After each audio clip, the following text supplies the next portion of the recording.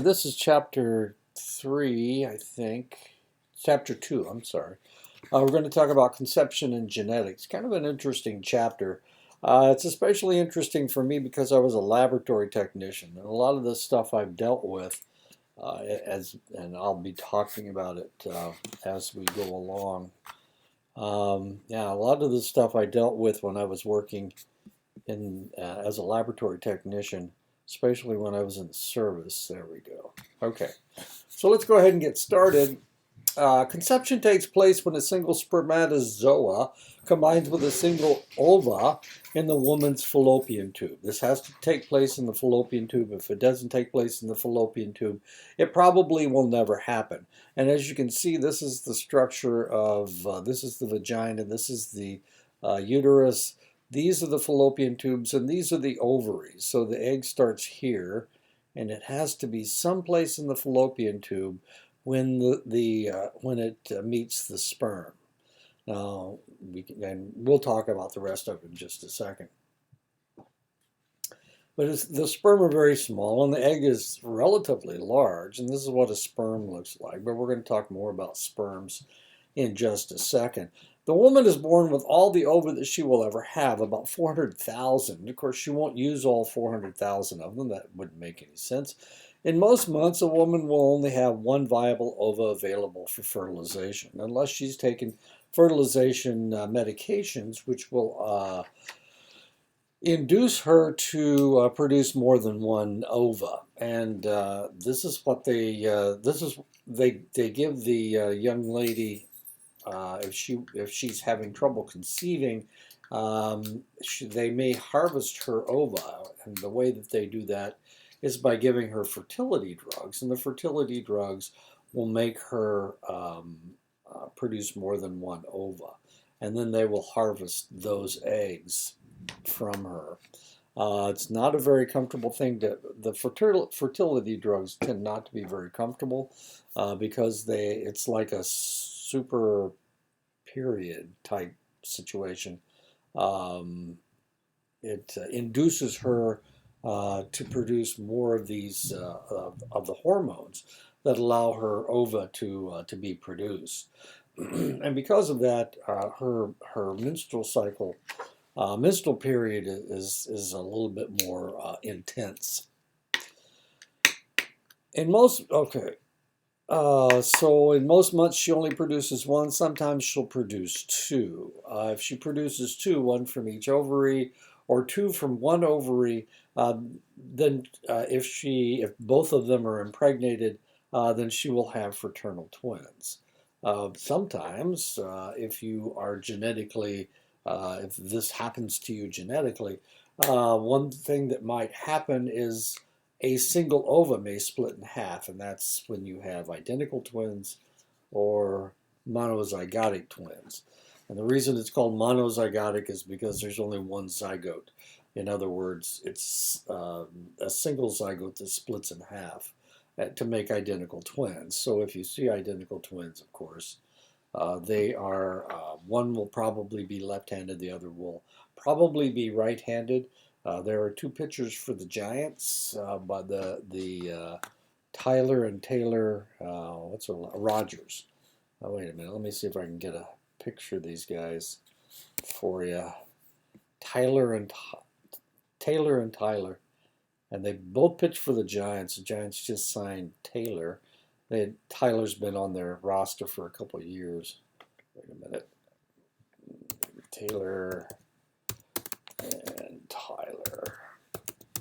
Rogers. There they are. Let's see. There they are. Yeah, one's left-handed, the other's right-handed. As you can see, they look a lot alike. There's Dad, and there's Taylor and Tyler. And now they will be, of course, pitching on the same team. Tyler's a submarine pitcher, and then Taylor isn't. Okay. As interesting as all that is. Wait a minute. Let me see if I can get a better picture. Get rid of this thing. There we go. Taylor and Tyler. Oh, one's got a better suntan than the other. One lives in San Diego, the other lives in San Francisco. But now, like I said, they're both going to be pitching for the Giants. One used to pitch for at first at the beginning of last season. Actually, Taylor pitched for Milwaukee, and then they traded him to San Diego. Anyway, not important stuff. The man will ejaculate as many as 1 billion sperm in any one ejaculation, depending on his sperm count, the volume of his ejaculation. We'll be talking about sperm counts in just a second. Sperm counts tend to be going down for no reason whatsoever. Well, there must be a reason, but we're not exactly sure what it is. Males are constantly making sperm. They make about 37,000 per second, so that they can replenish the number of sperm that they produce. So in any one given day, you can multiply it out if you like. I'm not exactly sure how many seconds there are in a day, but multiply that times 37,000, and that's how many sperm a male will produce in any given day. Oops. Okay. There we go. Hundreds of millions of sperm are produced in the testicles of most males every day. Each male ejaculation into the female vagina deposits hundreds of millions of sperm. However, unless a woman is ovulating, the cervical opening is closed and won't allow the sperm to enter the uterus.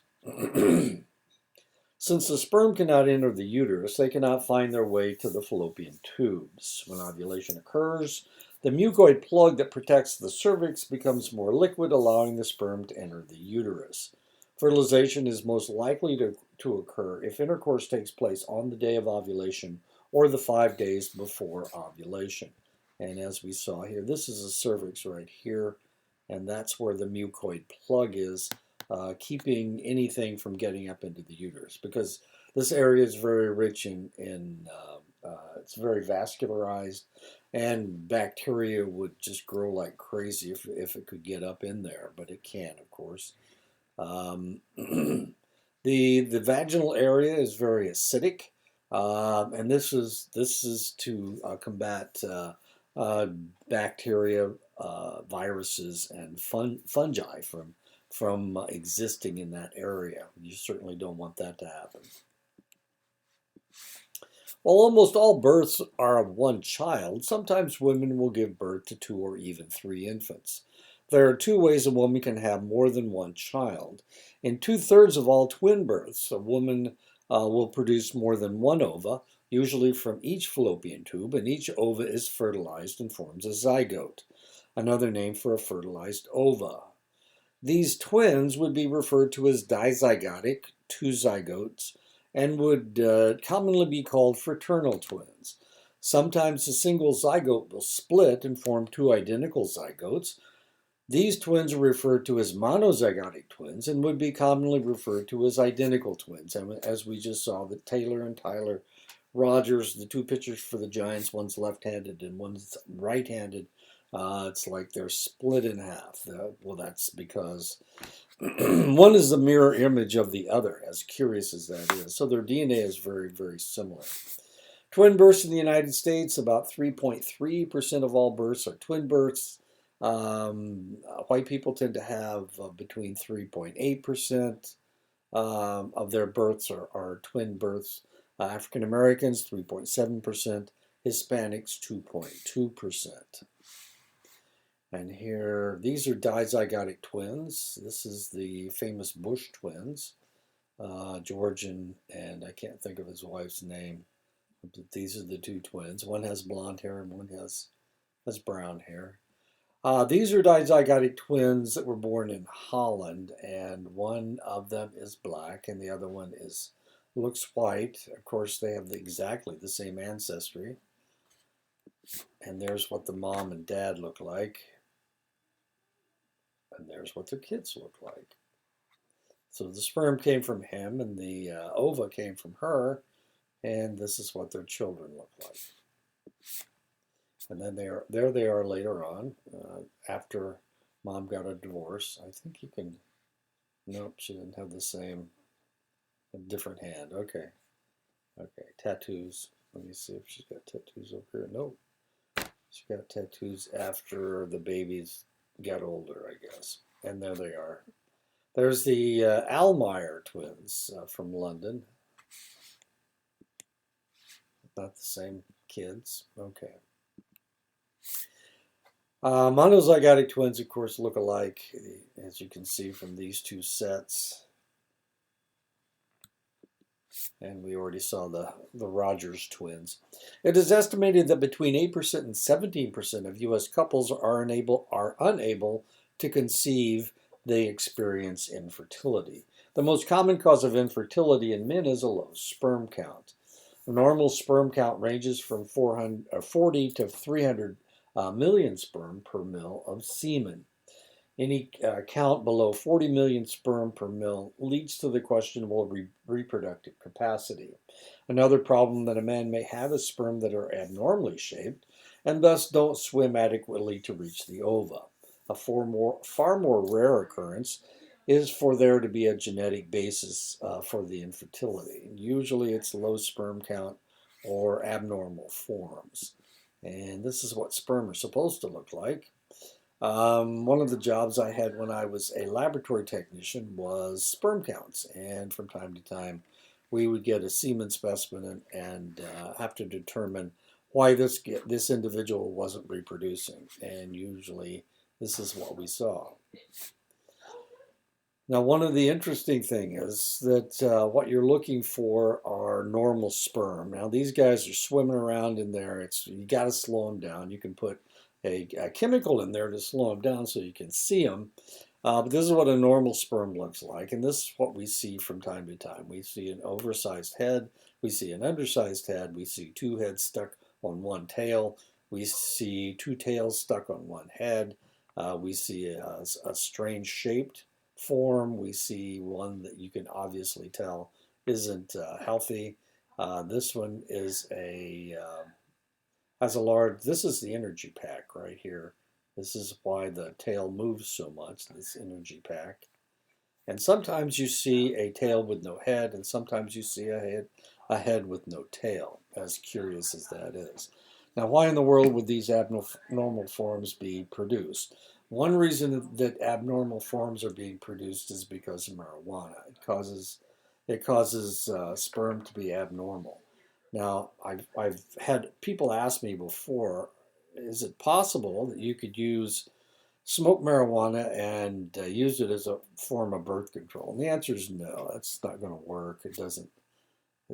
You do get a lot of abnormal forms, but the probability of someone still being impregnated by your sperm is still there. You can't really use it as a form of birth control. Anyway, one of the things that we have noticed, one of the things that I have seen, I started working in the lab in the early 1970s. In the 1970s, the normal sperm count was much higher. It was close to 500 million per mil. It was like between 250 and 500. Uh, as weird as that is, but they've lowered the normal sperm count because the average sperm count is going down farther and farther and farther. It had even gone down from, this is in the early 70s, it had gone down from the World War II, which was ended in 1945. For some reason, they did a study on sperm counts to see if any military situation, flying too many G's or pulling too many G's or artificial oxygen like the pilots had, if that was going to cause them to be infertile. And what they determined was that no, it wasn't, because the sperm counts were 575 million um, per mil. And since then, of course, we've lowered the average sperm count, not because we are more accurate now, but because the sperm counts have actually gone down. And with the legalization of marijuana, yeah, okay. So with more abnormal forms and whatnot, um, there's a possibility that fertility may be a really serious problem in the future, sometime in the future, um, if things don't change. And we're not exactly sure. I can't say that marijuana is the reason why the sperm counts are going down. That's certainly not the only reason. It may be overcrowding.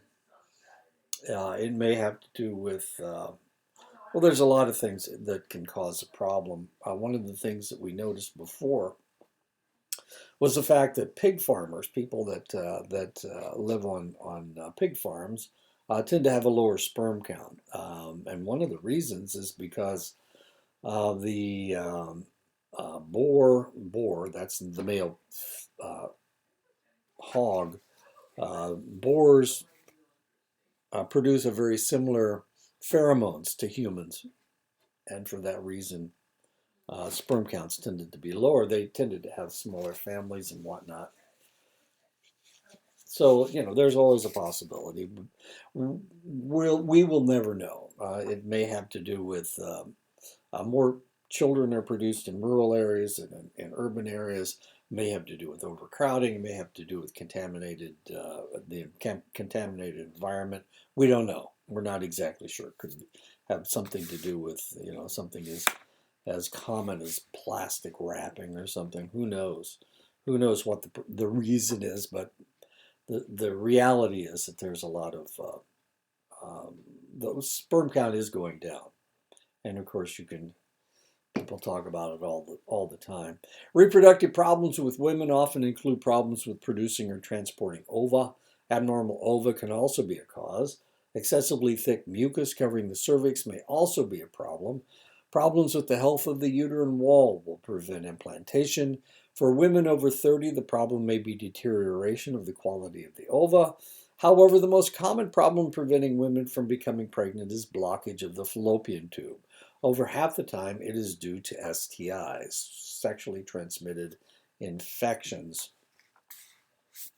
I had a girlfriend once that was very anxious to get pregnant, and she couldn't. She just couldn't. She never used birth control, of course.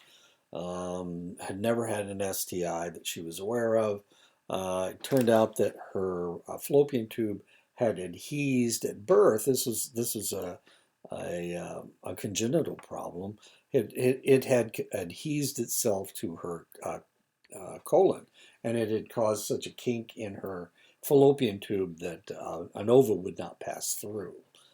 So she had normal periods. That wasn't her problem. The problem was that she needed that fallopian tube to be straightened out, and that's what happened. And eventually she harvested. She had an ectopic pregnancy, which we'll talk about in just a second. But she had one ectopic pregnancy. This isn't when we were together. She had one ectopic pregnancy, and then she harvested her eggs and was able to have a set of monozygotic twins. No, dizygotic twins. They were dizygotic twins, male and a female. And this is long after we were dating each other. Heredity is transmitted through a substance known as deoxyribonucleic acid, also known as DNA. An individual's DNA is a combination of their mother's genes and their father's genes. DNA is made up of combinations of 4 amino acids: adenine, thymine, cytosine, and guanine.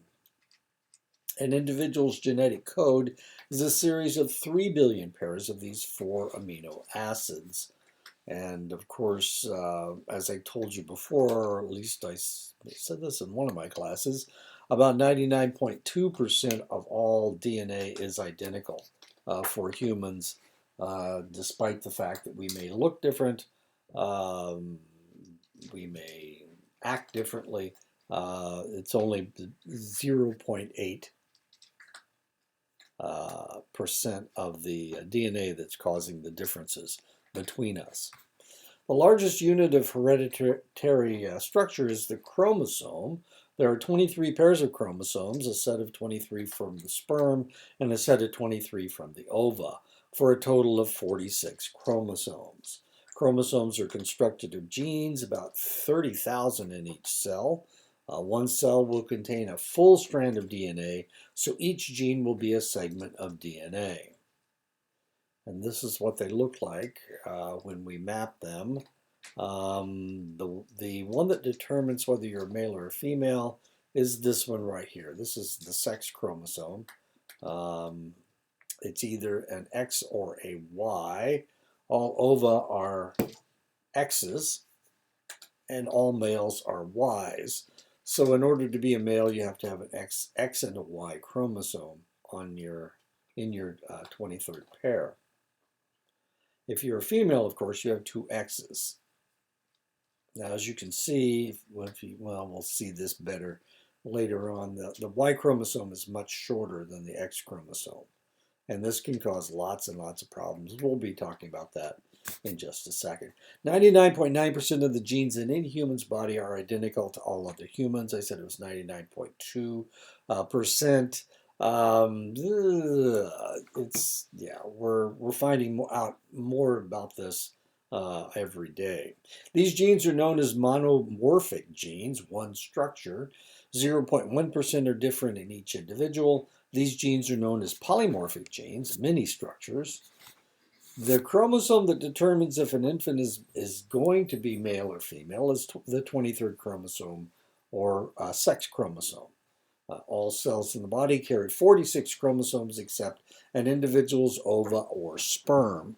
Each ova and sperm have 23 chromosomes, and when they get together, they deliver half their genetic material from their father and half from their mother.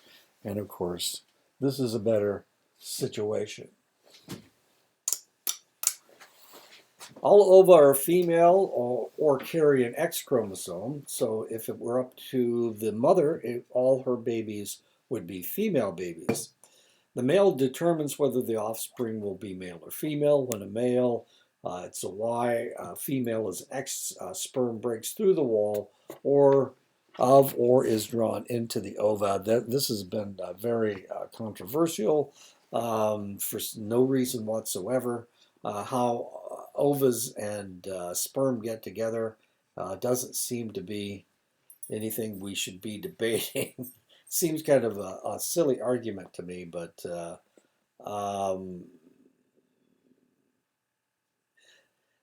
in the past, they have shown that the sperm breaks through the ova into the ova. Of course, we've never seen this in humans, of course, but some people are saying now that the ova actually selects the sperm that it will allow in, and it actually draws it in.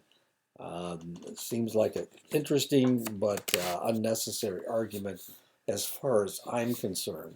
The male and the female chromosome are actually shaped like an X and a Y, and because of this, several abnormal genes found on the X chromosome will not be canceled out by the genes on the missing arm of the Y chromosome. And these are known as the sex-linked diseases, and they include hemophilia, color blindness, and male pattern baldness. X chromosome, Y chromosome. And as you can see, the Y chromosome is much smaller. So it doesn't have an opportunity to cancel out any problems on the X chromosome. For this reason, if you have one of these sex-linked diseases, it will probably be a problem for the male, but not for a female, because the X chromosome of the father will cancel out any problems on the X chromosome of the ova. And there we go, X and Y chromosome. As you can see, they are much smaller. The Y chromosome is much smaller. Dominant and recessive inheritance. Dark hair is dominant over blonde hair. Normal hair is dominant over pattern baldness. Curly hair is dominant over straight hair. Non-red hair is dominant over red hair. Widow's peak hairline, that's what I have, is dominant over a rounded hairline. That's what you guys have. Facial dimples are dominant over no dimples. Normal hearing is dominant over some form of deafness. Normal vision is normal over nearsightedness. Farsightedness is dominant over normal vision. Now you might say, why in the world would this be? Well, we developed as hunters, and we needed normal vision, close up, and seeing things. We're not eagles or hawks or whatever. So farsightedness was dominant over recessive or over normal vision. Normal vision is dominant over congenital eye cataracts. Normal color vision is dominant over red-green blindness. And pigmented skin, thankfully, is dominant over albinism. Double jointedness is dominant over normal joints. Broad lips are dominant over thin lips. An arched Roman nose is dominant over a straight nose. Extra fingers and toes are dominant over 5 fingers and toes. Short fingers and toes are dominant over normal length fingers. Immunity to poison ivy is dominant over sensitivity to poison ivy, thank goodness. Type A blood is dominant over type O blood. Type B blood is dominant over type O blood. Rh positive blood is dominant over Rh negative blood. If you were wondering what race has what type of blood, Caucasians, about 30% of Caucasians are O positive, 33% are A positive, and 9% are B positive. Negative blood among Caucasians is relatively rare. African Americans, 47% are O positive, 24% are A positive, 18% are B positive. About twice as many have B type blood as white people. Hispanics, 53% are O positive, 29% are A positive, 9% are B positive, and as you can see, very few Hispanics have negative Rh factor. As far as Asians are concerned, 39% are O positive, 27% are A positive, 25% are B positive. So the group with the highest level of B positive blood is the Asian population, which has 1/4 of the Asian population have B positive blood. As curious as that is, as you can see, 7% have AB positive blood, which is really, really high if you think about it. Almost twice as many as anybody else. AB negative blood, rare, very, very rare.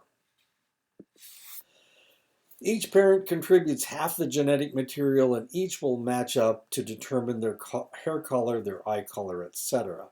Each parent contributes half of the material for each characteristic. Thus, for each characteristic, an individual will receive 2 alleles. When both parents contribute the same allele, such as 2 blue-eyed alleles, the characteristic is said to be homozygous. If the 2 characteristics are different, then they are said to be heterozygous. In a situation where there are heterozygous traits, some characteristics will be dominant and some will be recessive, while still others will be blended. When looking at genetic structures, it is easy to see which traits are dominant. The observable traits that are created from dominant inheritance is known as an individual's phenotype. The hidden, possibly recessive matching structure is known as the genotype. With the thousands of genes and billions of combinations of amino acid that must go together, it may seem surprising that any normal children are born at all. But the reality is that any genetic flaw or outrageous abnormality that will not sustain life usually terminates long before the infant is due, usually within the first trimester. In other words, the mother will experience spontaneous abortion. She loses her pregnancy. She's impregnated. She'll carry the baby for a select amount of time, but it will not be strong enough to sustain life. So the mother will lose the pregnancy. However, there are some instances of sex-linked inheritances and mutations that produce offspring that may have some serious problems that will eventually lead to death. And here are some of the birth defects in chromosomal abnormalities. Antitrypsin deficiency will cause liver problems. Alpha thalassemia, which is a severe anemia, will cause infant death. Beta thalassemia is another severe form of anemia. It causes teen death, so they live a little bit longer. Cystic fibrosis, too much mucus, will cause breathing problems. Duchenne's muscular dystrophy is a male degenerative disease. Hemophilia is a male bleeding problem. Anencephaly is lacking all brain tissue. Anen meaning no, cephaly meaning brain, and it causes infant death. Spina bifida, incompletely closed spinal column, right down where your coccyx is. That area is open for these individuals, and sometimes it can cause really serious physical maladies. They become quadriplegic. They become a paraplegic.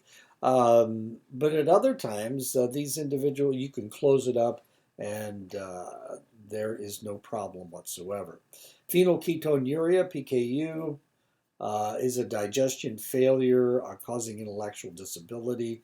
Polycystic kidney disease is a serious kidney problem causing death. Sickle cell anemia is a deformed red blood cells in Africans, people from Africa, where malaria seems to have developed, and it's because of the malaria that they have developed this sickle cell anemia.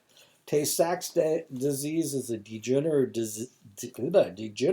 disease of nerve cells in Ashkenazi Jews. Now you wonder, who are the Ashkenazi Jews? Well, the Jewish population started in the Middle East, and from time to time, they conquered other people, or other people conquered them. And one time when they were conquered, they were sent to Egypt. They were all taken into Egypt as slave labor to help build the pyramids. Eventually, they left Egypt, and some of them went north, and some of them went west. And the ones who went west went into North Africa, and they became the Sephardic Jews. And the people that went north went into Eastern Europe, and they became the Ashkenazi Jews. So the Ashkenazi Jews are that group of the Jewish population that went into Eastern Europe. And of course, they had strictures as to who could marry whom. Only Jews could marry other Jews, and because of that, some of their negative traits, some of the mutations were repeated, and that became Tay-Sachs disease. Now, the same thing happened with the Sephardic Jews, except a mutation didn't occur in that population, and therefore they don't have the same problem that the Ashkenazi Jews have. 1 out of every 12 African Americans carries a sickle cell anemia trait. 7 out of every 10 African Americans, 70%, will have a milk intolerance, lactose intolerance as adults. So lactose intolerance is very common among African Americans.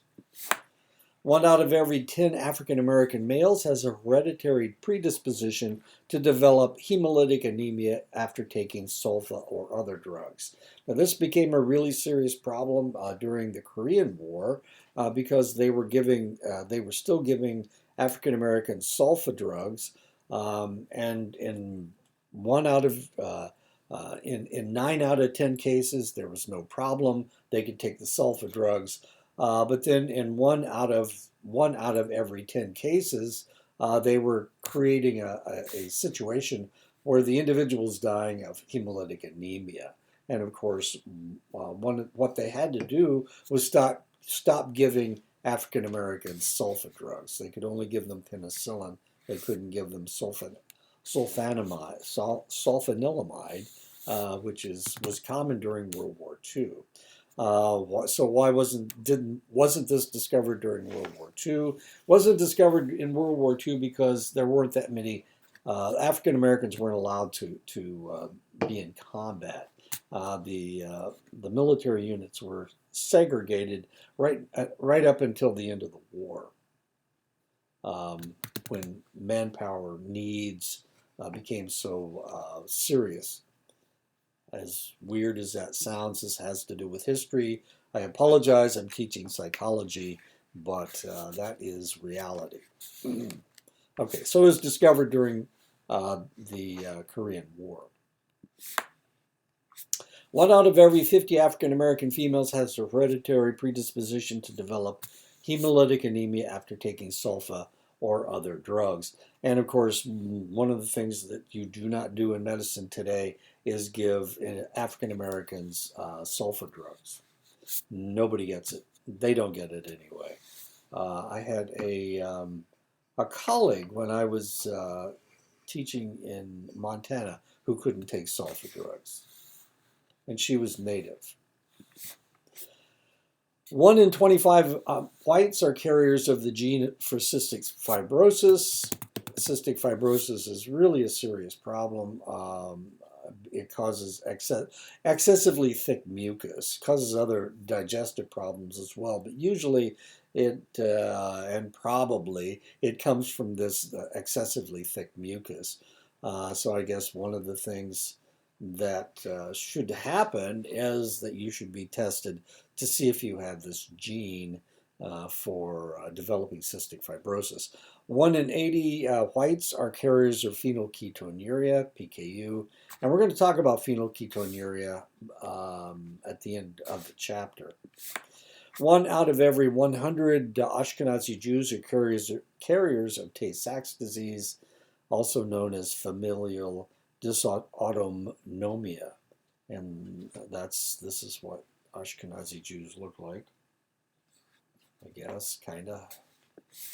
1 out of every 10 Italian Americans and Greek Americans will carry genes for beta thalassemia, and of course that is the severe anemia that occurs when they are teenagers. So Greeks and Italians, and if you ever wondered what Greeks and Italians look like, these guys are Greeks and these guys are Italians. Well, anyway, Greeks and Italians. 1 in 45 Armenian and Sephardic Jewish individuals are carriers of familial Mediterranean fever. And of course, I ran into this. It's also known as Cooley's anemia. People of Armenian descent that you probably recognize would be the Kardashians. Kardashian is an Armenian name. I can't remember which one of these are Sephardic and which ones are Armenian. So where is Armenia? Armenia is around Turkey. That's where the Armenians are. Afrikaners, or white South Africans of Dutch and English extraction, have a 1 in 330 chance to have porphyria. Porphyria is a genetic abnormality where the individual is unable to process oxygen from the red blood cells in select organs or organ areas, such as the skin and nervous system. And she is, of course, a South African of Dutch and English extraction. Almost 100% of Asians are unable to digest milk as adults, and this is, of course, lactose intolerant. As we found out, 70% of all African Americans are lactose intolerant as adults. Almost 100% of American Indians are unable to digest milk as adults, and that is, of course, lactose intolerance as well. In most cases where there is an extra chromosome, the zygote would not survive due to severe abnormalities. However, when there is an extra sex chromosome, or even a missing one, the individual will develop but have select sexual problems. XYY has an extra Y chromosome. This individual develops as a tall male with a slightly lower IQ and poorer verbal skills. An XXX, triple X, uh, they develop as females. They will have menstrual irregularities and intellectual deficits. XXY, they have two X chromosomes and one Y chromosome. This is known as Klinefelter syndrome. They develop as a sterile male. They have few sexual characteristics, and will have learning problems. XO is known as Turner syndrome. They will develop as a short, sterile female with incomplete development. Fragile X is a broken arm on X chromosome, causing the intellectual deficits that are more severe in males than in females. Three other chromosomes of the 23 pairs can have an extra chromosome or trisomy. The most common case of extra chromosomes is trisomy 21, better known as Down syndrome. In Down syndrome, the individual may have mild to severe intellectual disability with various organ and physical malformations. The second most common trisomy is trisomy 13. In trisomy 13, the infant is born with multiple nervous system organ and facial malformations. 72% will die before they are 1 year of age. Trisomy 18 is less common, but also results in more terminated pregnancies due to fetal death. In trisomy 18, the infant is born with severe nervous system organ and facial malformations. 90% will die before they are 1 year of age.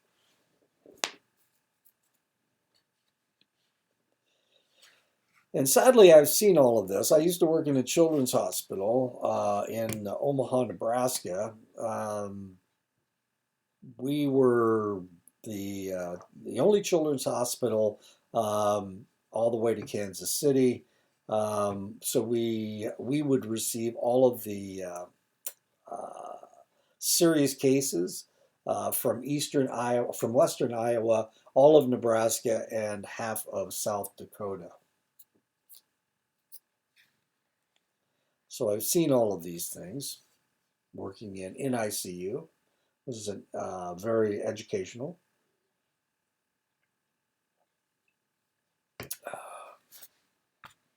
Researchers are discovering a great deal of information by studying groups of monozygotic twins. Interestingly, even when the twins come from the same zygote, in 1/3 of the cases, each embryo will create its own chorionic sac. By comparing these twins with dizygotic twins and monozygotic twins that were separated at birth, researchers are getting a new understanding of the impact of the environment on human personality. Neither heredity nor environment work separately to come up with a final human product. The reaction range of an individual is the combination of environmental factors and hereditary traits to come up with a final human product. For example, when discussing height, an individual may have a height reaction range between 6 feet and 7 feet. With optimum food and exercise, the child may reach a height of 7 feet. Without it, he will end up somewhere in between. However, there are some hereditary traits that can rarely be changed by the environment, like eye color. This is known as canalization. You will always have whatever color eyes you have. They're never going to change. There's nothing in the environment that can make blue eyes turn brown. You can develop cataracts, which will change your eye color, but the eye color is actually still the same. And as soon as the cataracts are gone, you're going to have blue eyes again, or brown eyes, or whatever. Genotype-environment interaction. Genotype-environment interaction refers to the interaction between the same environment on individuals with different genetic makeup. The classic example is looking at allergens in an area and seeing which children become allergic to them. It also refers to individuals with similar genetic makeup growing up in different environments. The classic example is the child who has trouble in one family environment but thrives in another. Let's see if this works.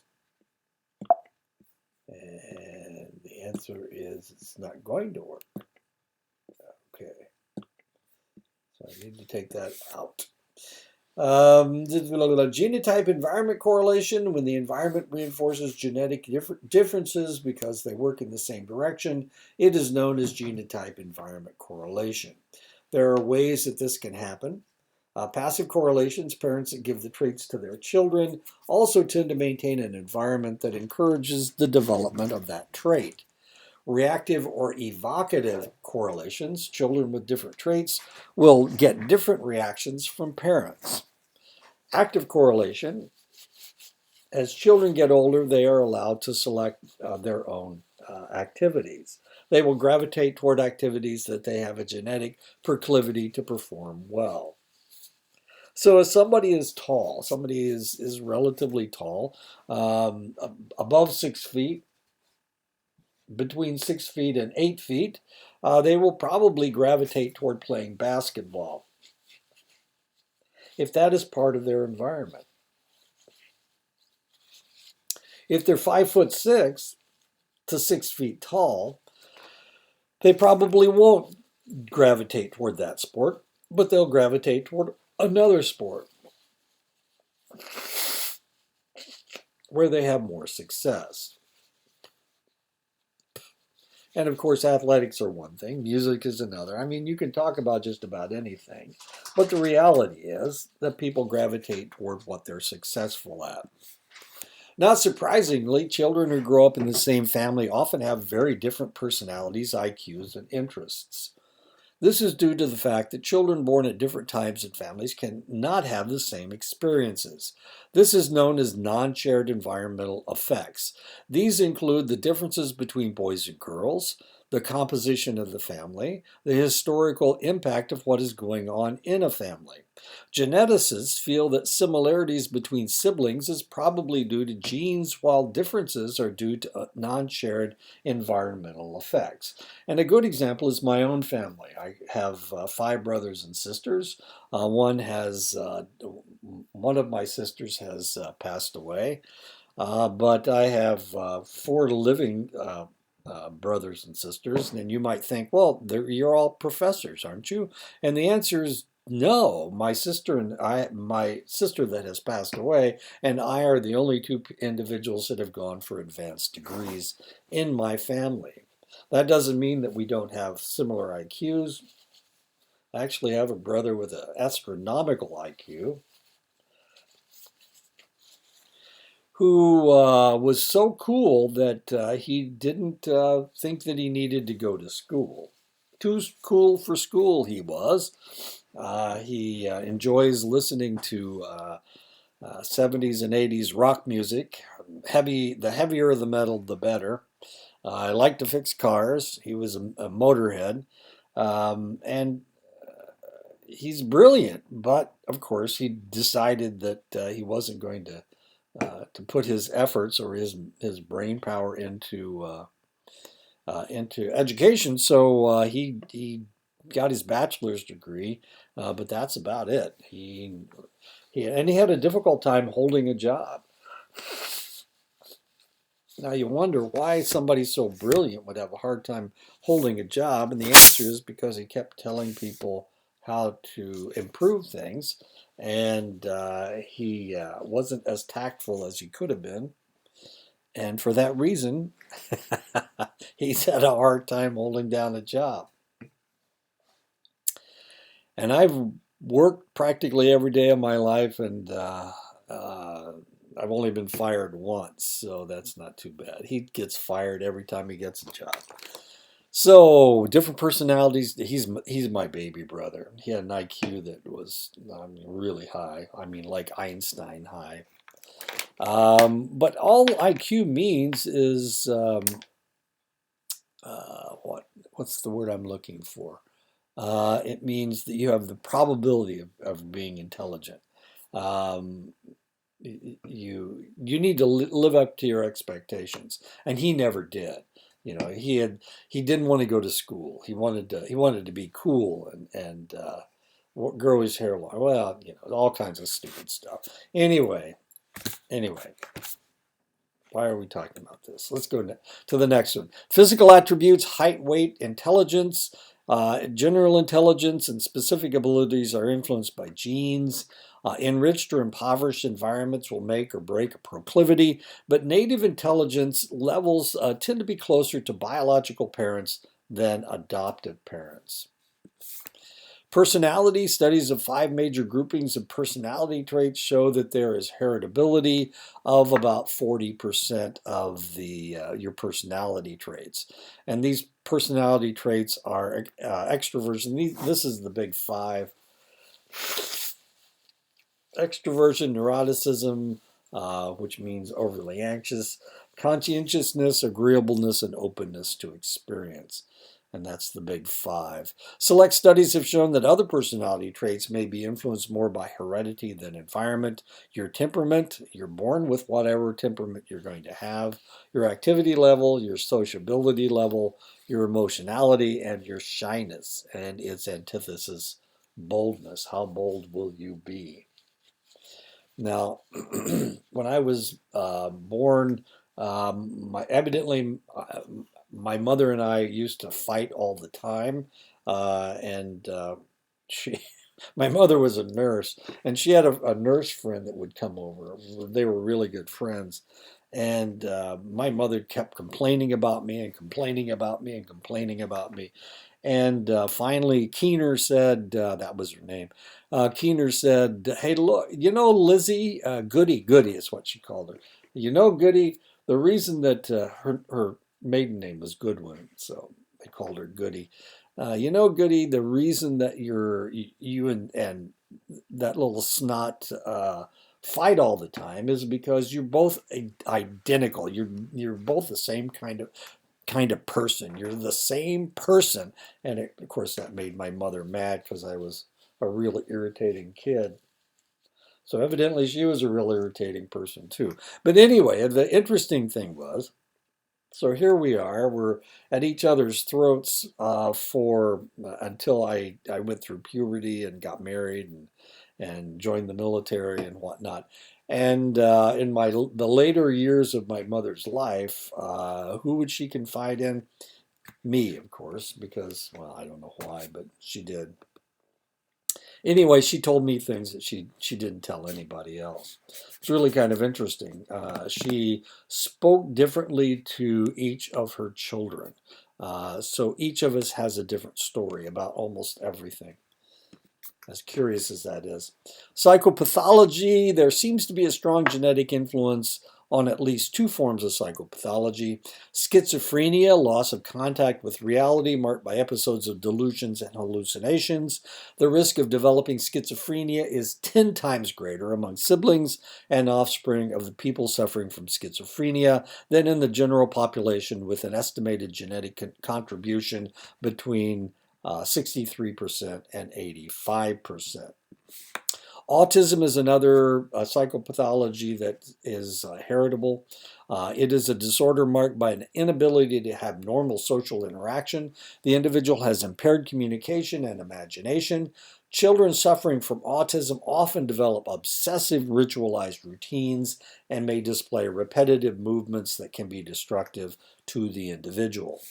Gestation for humans averages about 266 days, or about 9 months. You can divide it out, and what you'll find out is it's almost 9 months.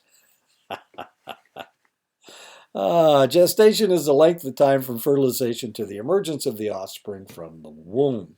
Prenatal development takes place in 3 stages. In the germinal stage, the growing structure is called a zygote. The next stage is the embryonic stage, and the growing structure becomes an embryo. The stage before birth is the fetal stage, and the growing structure becomes a fetus. As the human grows from a zygote to a child, they develop in 2 directions. They develop cephalocaudally from the head down, and proximodistally from the near to the far. In other words, the first thing that develops is the head with a very small body, and then eventually the body grows into the head, and the head continues to grow, but the body's growing at a much faster rate. And so it develops cephalocaudally. It develops from the inside out. In other words, the torso develops first, and then the arms and the legs develop. and the head, of course. And this is what it looks. This is what a baby looks like as it's developing. And as you can see, it develops. The head's huge. It's like half of the body at the 6th week point. And as the body starts, the head just continues to grow, but the body starts to grow, and it grows larger and larger and larger until it catches up with the head. And at birth, of course, the head is no longer half of the body length. The germinal stage lasts from fertilization to about 2 weeks. The structure is known as a zygote. At the 36-hour mark, the zygote begins rapid cell division through mitosis. By the 72nd mark, 3 days, I'm sorry, the 72nd hour mark, that's 3 days, the zygote is 16 to 32 different cells. At this point, the zygote is making its way down the fallopian tube to the uterus. By the 4th day, hopefully the zygote is floating free in the uterus. If the zygote gets stuck in the fallopian tube, it will grow until it is too big for the fallopian tube, and it will cause the fallopian tube to rupture. And this is a condition known as an ectopic pregnancy. And as I said, I had a girlfriend once who had an ectopic pregnancy. This is after we were dating. It blew out one of her fallopian tubes. I mean, once it ruptures, you can't repair it. There's just nothing you can do about it. And she had to limp along with one fallopian tube. She was deathly afraid of a second ectopic pregnancy, so she stopped having intercourse. She just couldn't chance it. She didn't want to lose the possibility of having the child that she had always wanted. I knew her when she was in her early 20s, and she was quite adamant about wanting children and getting pregnant. But she wasn't able to get pregnant until she was out of the service. I knew her in the Air Force. She was out of the service. She was in her middle 30s when she finally had her twins. I don't know if she had any children after that. That's the last communication I had with her. She would call me for curious consultations of one kind or another. If she were having problems with her boyfriend or her fiance or her husband, she was anyway, not important. I seem to have. She was a dental technician and I was a lab tech, so my knowledge base was a little bit more extensive. If I had any dental problems, I guess I could have called her, but I didn't have any. She did have some medical problems. The ectopic pregnancy I got to find out about, and I found out when she got pregnant with her twins. So there you go. She was successful, and that was. Wait a minute. That was her kids should be in their early 20s by this time. She's around 66. She was in her 40s. Well, anyway, select cells will develop into the structures that will protect and feed the developing embryo. The placenta is the protective sac. The umbilical cord through which the embryo will be delivered oxygen and nourishment. The amniotic sac is the fluid-filled membrane that protects the developing fetus. The chorion is the outer membrane of the amniotic sac. The trophoblast is the outer layer of the blastocyst that produces thread-like structures that penetrate the lining of the uterine wall, attaching it and allowing it to tie into the mother's circulatory system. And that's what it looks like. That's what a baby developing in a mother's uterus looks like. Here's the vagina. This is the anus. And as you can see, the baby's out in front. Now, some people say that if it's a boy baby, let me think. Wait a minute. She carries a boy baby differently than she carries a girl baby. I can't remember. I think she carries a boy baby higher and a girl baby lower, or maybe it's the other way around. I don't remember. I haven't been doing this for since the 70s. So there you go. Okay, so there's a trophoblast. This is what's happening. Day 8 and 9. It's making its way into the fallopian, into the uterine wall, which is highly vascularized, and that's one of the reasons why the baby will be able to get nourishment, blood and nourishment through that structure. It is estimated that only 10 to 20% of fertilized eggs ever implant on the uterine wall. This task must take place before the 8th to 10th day of gestation, or the zygote's chance for survival declines rapidly. It also needs to attach itself at the top of the uterine wall. If it attaches itself to too low in the uterine wall, then the pregnancy doesn't have as high a probability of surviving. The embryonic stage runs from the 2nd to the 8th week gestation period. During this stage, the developing child becomes an embryo. The organs in the body, major body system develop rapidly during this period. The embryo is quite vulnerable to destructive influences. The nervous system develops between the 2nd to the 5th week. The heart develops between the 3.5 and 6.5 weeks. So you can add that up. You can figure out where the heart starts beating. Arms develop between the 4.5 and 8 week period. Eyes develop between 4.5 and 8.5 weeks. The legs develop between 4.5 and 8 weeks. The teeth develop between the 7th and 9th weeks. The palate develops at the 7 to 11 weeks. External genitalia develops after the 7.5 to 11 week period, and the ears develop between 4.5 and 9.5 weeks. Unless an embryo is perfect, it will probably not survive the first trimester. And this is one of the reasons why if a woman is going to have a miscarriage, she usually has a miscarriage within the first trimester. In other words, the first 3 months. If this is the case, an embryo will be spontaneously aborted or miscarried. Between 50 to 70% of miscarriages are due to chromosomal abnormalities. And this is something to remember. So if you've ever had a miscarriage, it was probably because of chromosomal abnormalities.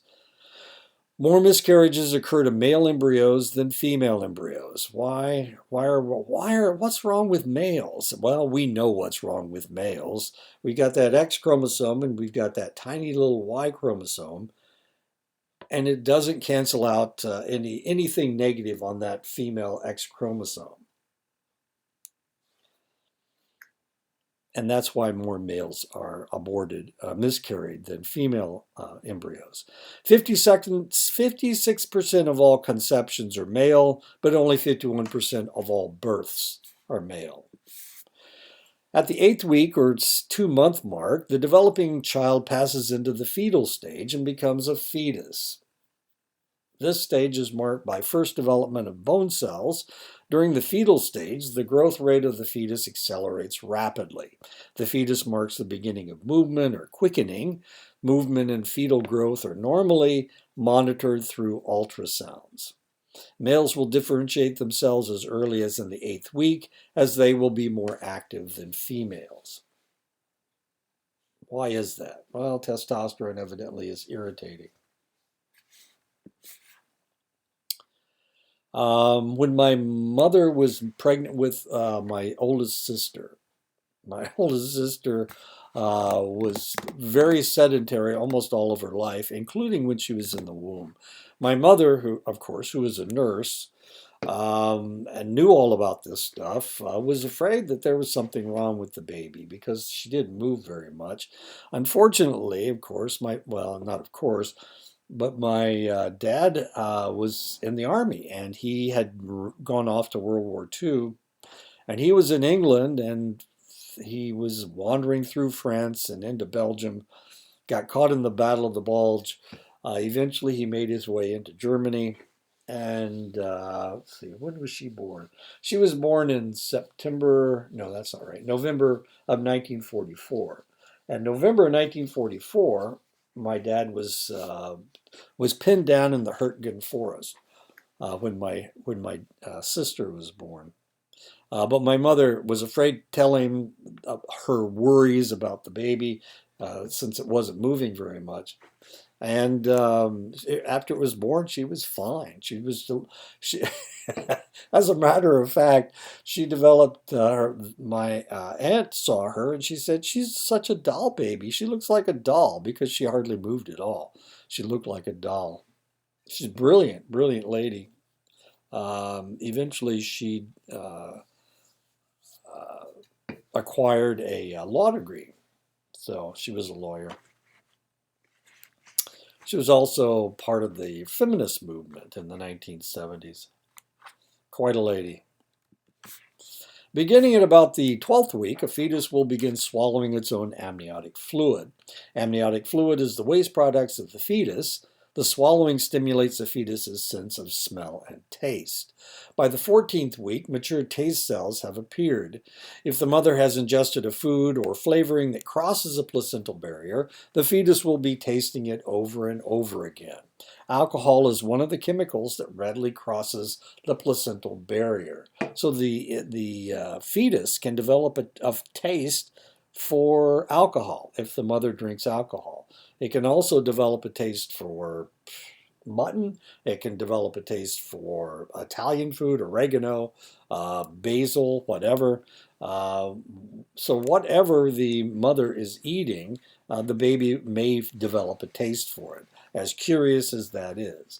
Now my wife, she's actually my ex-wife, but when she was pregnant, she would eat a lot of pickles.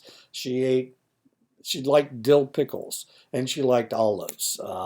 At first, she didn't like green olives. She only liked black olives. But then, as time went by, she would eat anything that had a strong flavor to it.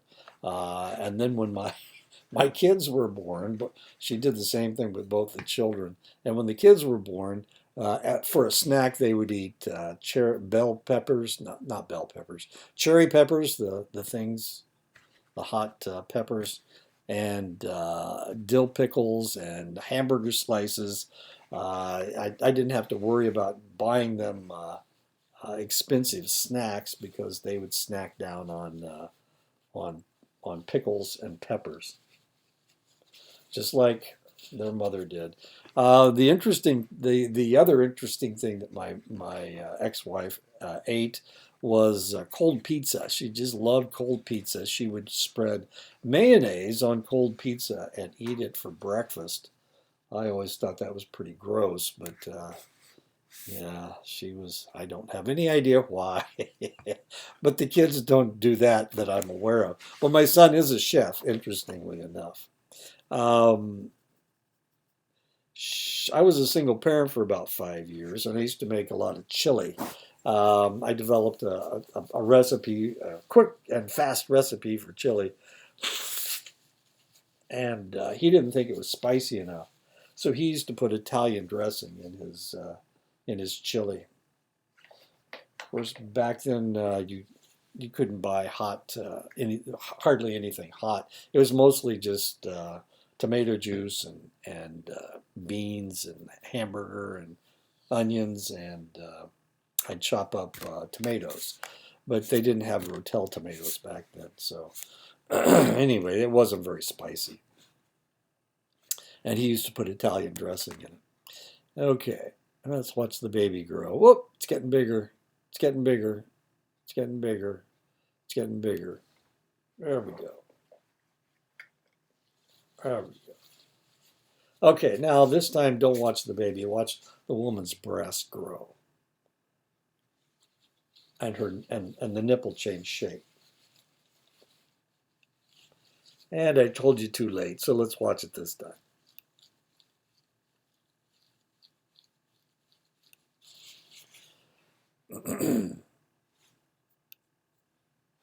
There we go. Changes. Not only are there does the baby grow, but also the mother changes as well. The study of chemicals or substances that might affect a developing child is very complex. If the mother is exposed to chemical or substances during a critical period of development, when a select organ is being formed, the dangerous chemical or teratogen may cause irreparable damage. Teratogen means monster maker. Any other time an exposure will do little to no harm. One of the most critical aspects of pregnancy is the need to increase calorie intake, especially protein. It is estimated that women need to increase calorie intake by 300 to 500 calories a day.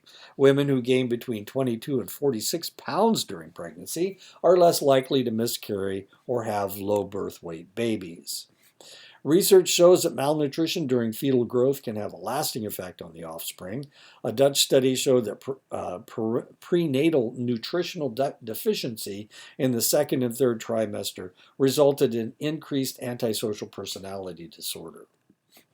The placenta tends to protect the developing fetus from select poisons that the mother might ingest or come in contact with. However, there are some chemicals and medications that do cross the placental barrier. Tetracycline, which is an antibiotic, if it crosses, it will cross the placental barrier and can cause problems. Accutane, which is tetracycline for severe acne. It's a higher dose of the antibiotic tetracycline. Barbiturates, the sedative barbiturates, opiates, of course, which are opiates. Central nervous system depressants, some of them are okay. Non-steroidal anti-inflammatory drugs like aspirin and hormones. These are things you need to stay away from. Drugs that cross the placental barrier, diazepam, when taken during the last trimester, causes irritability and exaggerated reflexes in the baby. Diazepam, another name for it is Valium. Chloramphenicol causes gray baby syndrome. Circulation is poor in those individuals. Cipro or Neuroxin causes joint abnormalities. The Cipro and Neuroxin are antibiotics. Kanamycin, another antibiotic, can cause deafness. Macrodantin, which is another antibiotic, can cause anemia. Streptomycin, another antibiotic, can cause deafness. Sulfonamides, taken late in pregnancy, can cause jaundice in the baby. Jaundice is where the red cells break up inaccurately and are not taken out of the system properly, and it causes the baby to turn yellow. Coumadin, which is a blood thinner, can cause bleeding problems. Carbamazepine, phenobarbital, and phenytoin, these are all anti-epileptics. They can cause birth defects. ACE inhibitors, blood pressure medication, late in pregnancy can cause kidney damage to the fetus. Beta blockers, another blood pressure medication, causes slowed growth due to low heart rate and sugar.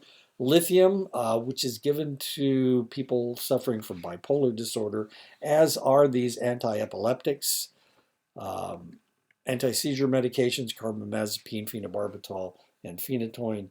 Lithium is another, that's given to people with bipolar disorder, as is lithium. Aspirin, ibuprofen, and naproxen causes delayed labor, bleeding problems, heart problems, and jaundice. Chloropropamide, tolbutamide are drugs given to individuals with type 2 diabetes, can cause low blood sugar and birth defects. Physicians have discovered the effects of some drugs produce some fairly tragic results. Thalidomide is a drug given to women around the world in the 1950s to alleviate the symptoms of morning sickness. It caused stunted and missing limbs, as you can see in this child here, and this lady doesn't have arms. It can cause severe facial deformities, defective organs. It affected about 12,000 different babies around the world. and the drug company paid for it.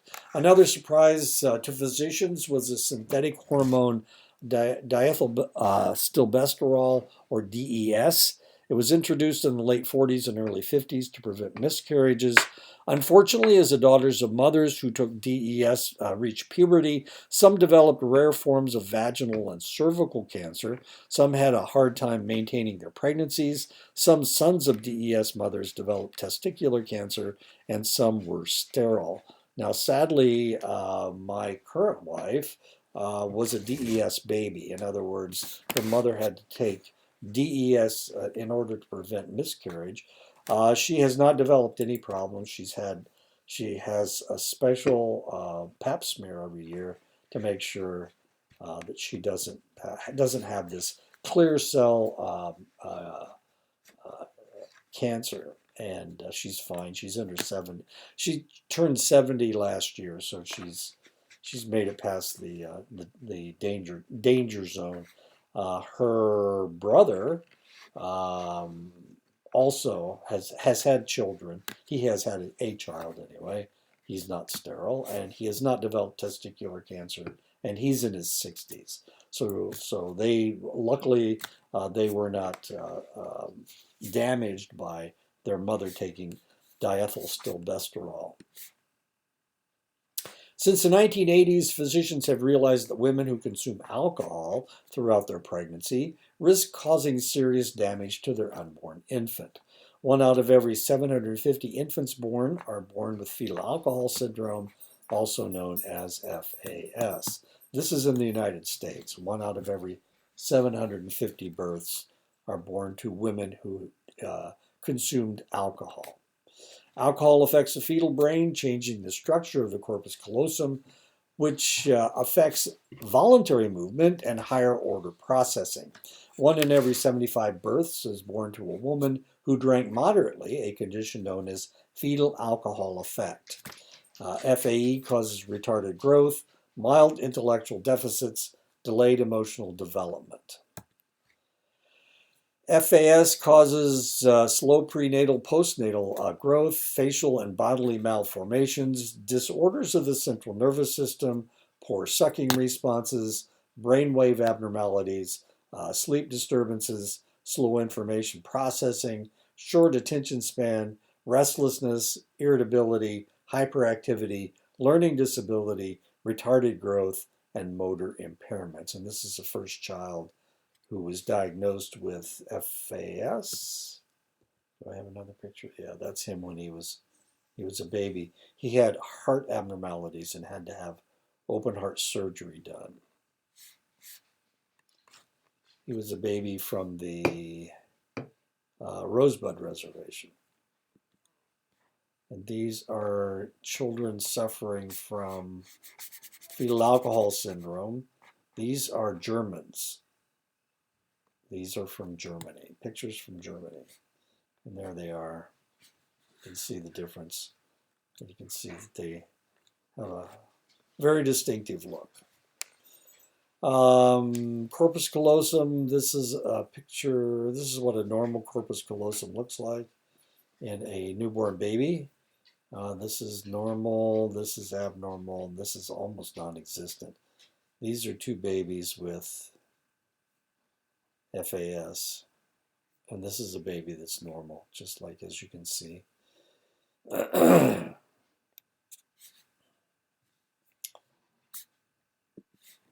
The trend in the last 20 years is for men and women to wait longer to marry, and for women to delay reproduction until they are in their 30s. Recent research has disclosed that women who do not begin reproduction before the age of 28 are in a greater danger of having chromosomal damage to their ova and greater complications during pregnancy. The possibility of Down syndrome increases markedly with age and is especially prevalent in women over 40.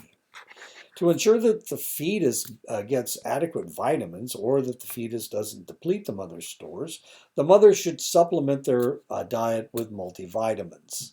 With a multivitamin. 3 items that are essential to good fetal health are iodine, zinc, and the B vitamin folic acid, also known as B9. Iodine prevents cretinism and thyroid problems. Zinc promotes cranial growth and proper weight gain. Folic acid, especially in the first days of fetal development, prevents neural tube defects such as anencephaly and spina bifida. Obese women have a higher risk of giving birth to babies with neural tube defects. They also tend to have greater complications during pregnancy, including miscarriage, stillbirth, neonatal death during the first month of life. Underweight women are more likely to have dangerously small babies. Now, I need to tell you that my own daughter, my own grandson, my daughter was 43 when she gave birth to my grandson. It's my only grandchild. It looks like my son's not going to reproduce. Um, he's 51. Yeah, he's 51. And his girlfriend, I don't think she's in her late 30s.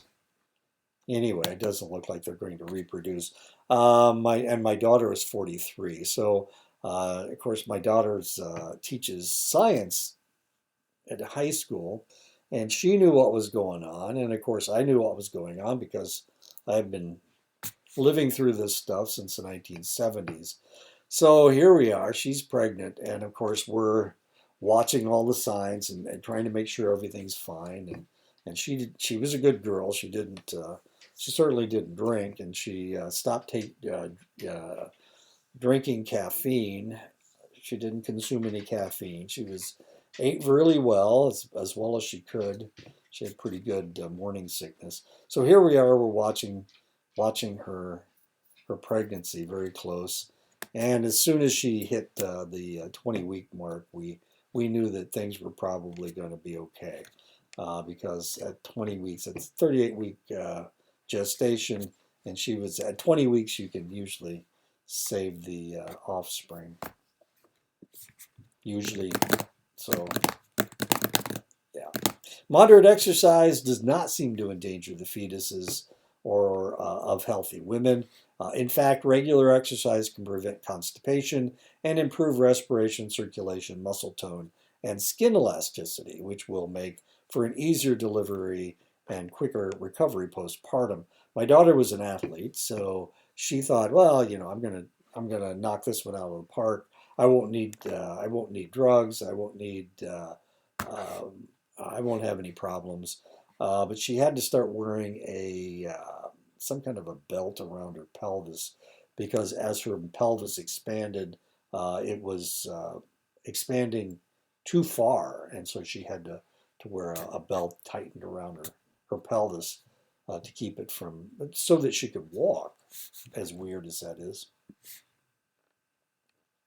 It is estimated that nicotine use by pregnant women causes 115,000 miscarriages every year in the United States.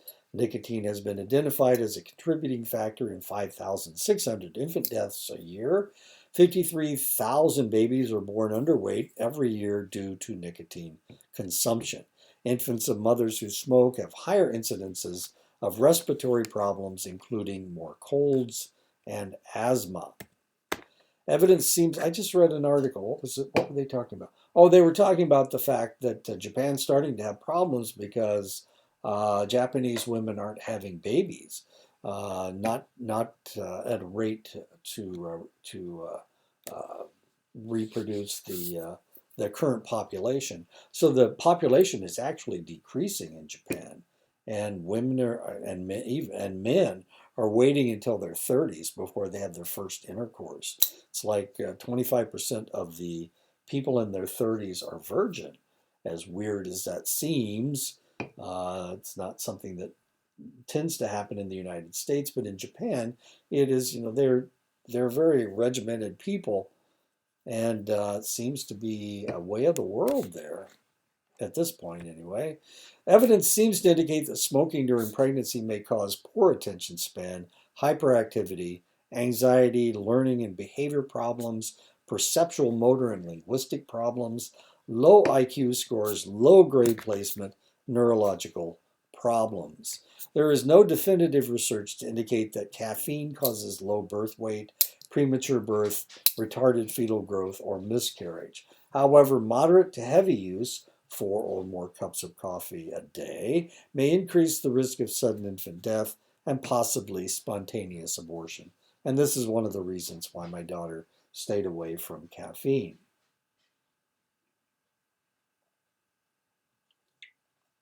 During her pregnancy.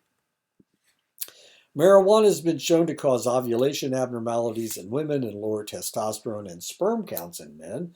Pregnant women have higher rates of spontaneous abortion, pregnancy complications, and delivery problems. Marijuana has been linked to a condition known as deranged immune cell factor leading to childhood cancer. There are higher rates of low birth weight in infants or of marijuana smokers and may have such neurological disturbances as tremors and heightened startle response. Women who use opiates during pregnancy will probably give birth to a baby addicted to the drug. These babies are restless, irritable, have tremors, convulsions, fever, vomiting, breathing difficulties. It is the convulsions that kill them. If these babies survive, they cry often and show severe withdrawal symptoms. If they survive, they will always show developmental delays. And I have a great niece who was on heroin during her pregnancy and refused to not use heroin. Her boyfriend was her baby daddy was her supplier. As cute as that is. Anyway, now she has a baby. The baby did survive. It took him about 6 weeks to get off of the heroin, and now he has addiction problems. He's more susceptible to addiction. He's only 7 or 8, I guess, but he has rage issues, not anger issues, rage issues, and sometimes he just goes berserk and starts throwing things. And when that happens, you have to just stay away from him. And evidently, he's got a pretty good arm, so whatever. Cocaine use during pregnancy can cause higher risks of spontaneous abortion, prematurity, low birth weight, small head size. If the babies survive, they may be less alert, not responsive either emotionally or cognitively, more excitable, more irritable, less able to regulate their sleep patterns. And this is one of the things that we ran into in the working in Children's Hospital in the 1980s. It was the time all the cool people were doing cocaine, so we had all these babies coming in hooked on cocaine. Lots of birth defects. It was really not a pleasant time. As they grow out of infancy, their lethargy, irritability, and unresponsiveness may prevent the infant from forming a close relationship with their mothers, who may have other problems as well. The cocaine-addicted child may be marked by excessive activity, muscular tension, exaggerated startle response, tremors, and evident antisocial behavior. As the individual gets older, their neurological problems will most likely improve, but their antisocial behavior probably will not. I was teaching junior high in Oklahoma City, and this was in, when was that? 1991. And we had some of these kids in our school. And one day I opened the door, and this kid that he said I was his favorite teacher. He just thought I was the greatest thing in the world. Stuck a pistol in my chest and pulled the trigger. Luckily, the bullet had jammed up in the chamber and it didn't fire. But real big surprise. Had a smile on his face the entire time. Anyway, his mother was one of the first. He was one of the first children born with a cocaine habit in Oklahoma City, and he was in the 6th grade at that point. This is junior high school. STIs tend to have different impacts on developing fetuses and newborns because of their structure and ability to cross the placental barrier. Gonorrhea, also known as the clap, is a bacteria caused by the bacteria Neisseria gonorrhea. that will not cross a placental barrier, but can do a great deal of scarring in the reproductive organs of both males and females. In females, scarring in the fallopian tube may be so extensive that the zygote is not able to migrate down the tubes to the uterus, or the tubes may be blocked completely. In males, scarring can cause impeded sperm flow through the vas deferens to the point of blockage and sterility. I had a lab officer when I was in the service who, when he was in Vietnam, contracted gonorrhea 5 times, and it had caused such extensive scarring in his through his reproductive tract that he wasn't able to impregnate his wife because of all the scarring in there. And we dealt with this for over a year.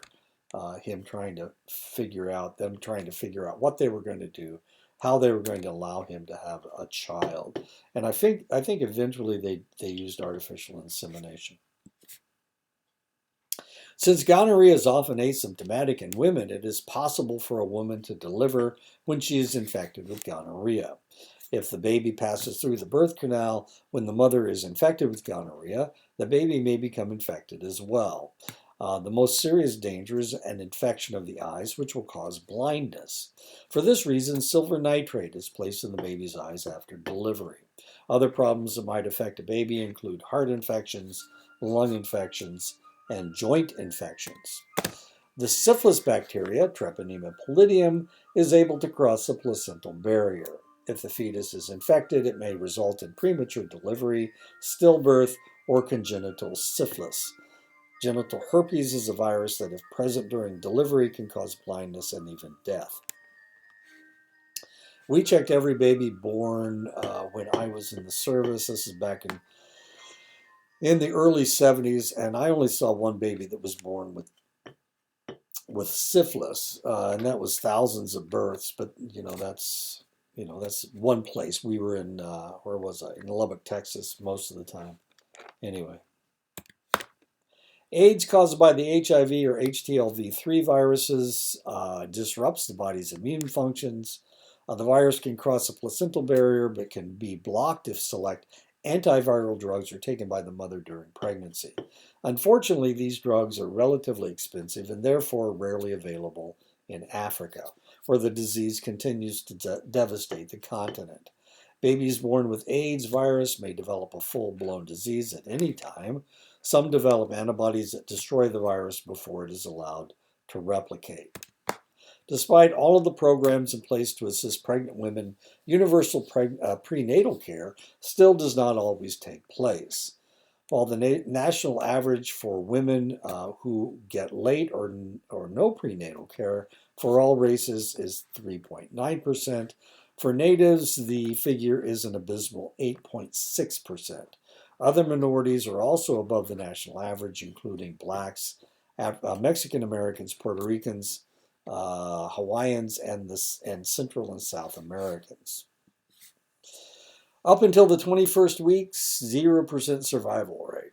After 22 weeks, 0 to 10% survival rate.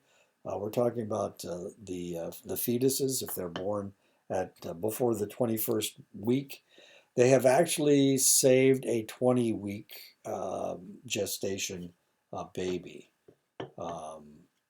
So there you go. 22 weeks, 0 to 10%, 23 weeks, 10 to 35% survival rate, 24 weeks, 40 to 70% survival rate, 25 weeks, 50 to 80% survival rate, 26 weeks, 80 to 90% survival rate, 27 weeks, greater than 90% survival rate. And as I told you, as my daughter went through her pregnancy, when we hit the 22-week mark, we were pretty happy.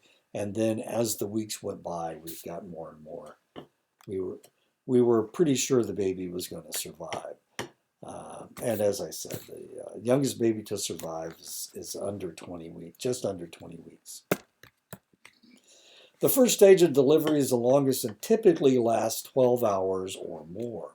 If first children, the first stage is longer and becomes exceedingly shorter the more children a woman has.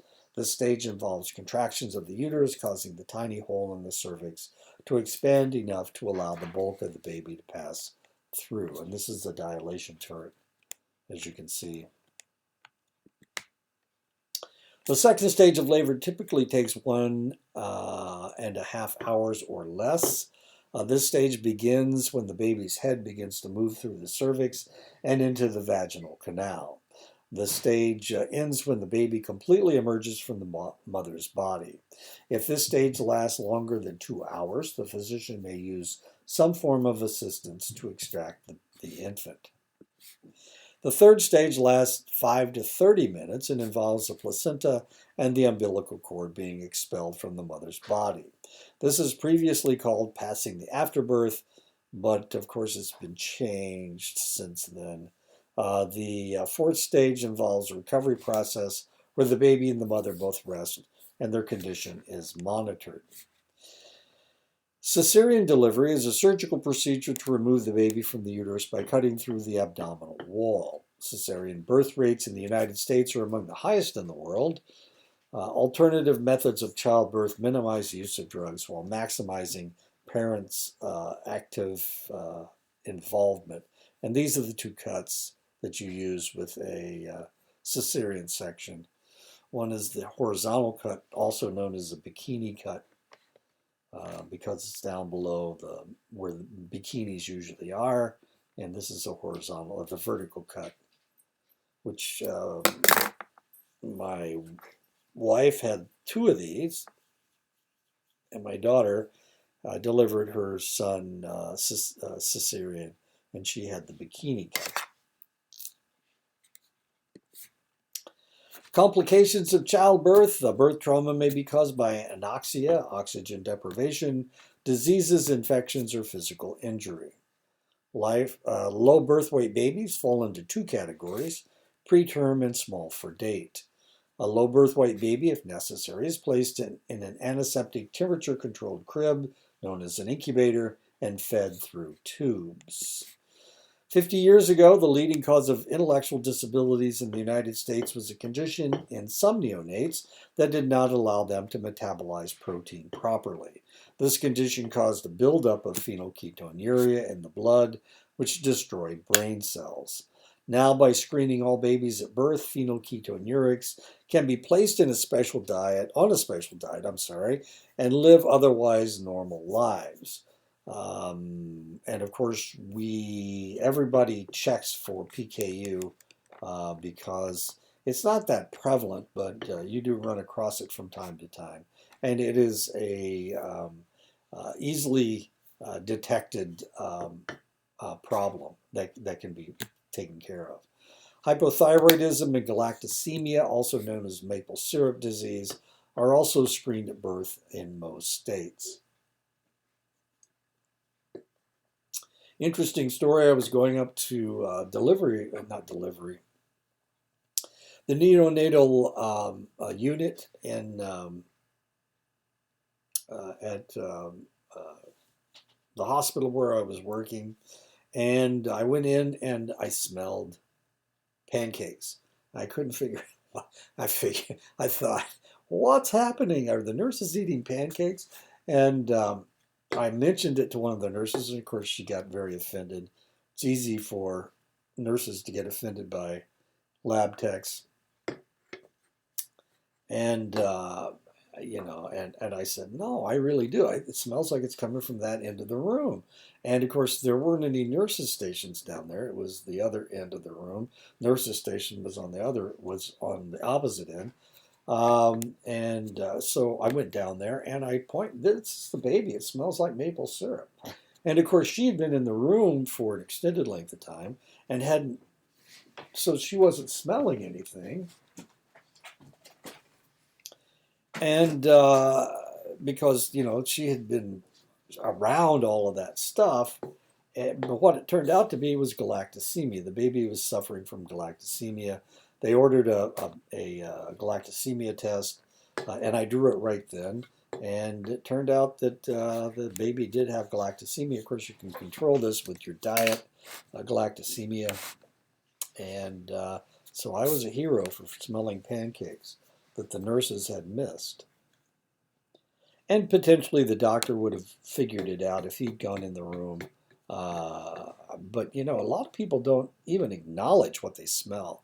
And of course, if you go into a nursery, a newborn nursery, a neonate nursery, most people don't want to breathe too deeply because there's a lot of very odd smells coming out of the babies urinating, first urination, first bowel movement, that kind of thing.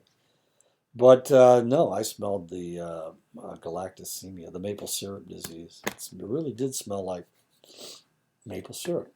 Infant mortality in selected countries around the world. This is there's two figures: 2001 to 2006, and 2004 and 2005. No, this is 1990 and 2004 and 5. And as you can see, the country with the lowest infant mortality rate is Iceland, and second is Japan, then Sweden, then Norway, and then Finland. These are all the Scandinavian countries: Finland, Norway, Sweden. Where's Denmark? There's Denmark. That's the other Scandinavian country. Germany, Slovenia, Spain, France, Netherlands. Where are we? We're way down the list. Way down here. Poland, just after the wall came down, had a really high infant mortality rate. And by 2001, 2006, it had gone way, way down. So, way to go. But as the United States, we've always been pretty high. Top highest infant mortality rates. This is pretty sad. This is per 1,000 births. Infant mortality rate, Sierra Leone has the highest at 161. 161 out of every 1,000 births is death. Niger, Afghanistan, Liberia, Angola, Mali, Burkina Faso. These are all African countries except for Afghanistan. And these are the lowest infant mortality rates: Austria, Belgium, Finland, France, Switzerland, Hong Kong, Japan, Norway. And the United States is 7. And that's the end of the chapter. It's got kind of depressing, but can't remember what the next one is. The next, it's going to be more upbeat than this. Sorry that we talked about so many negative things. I'll talk to you guys next week.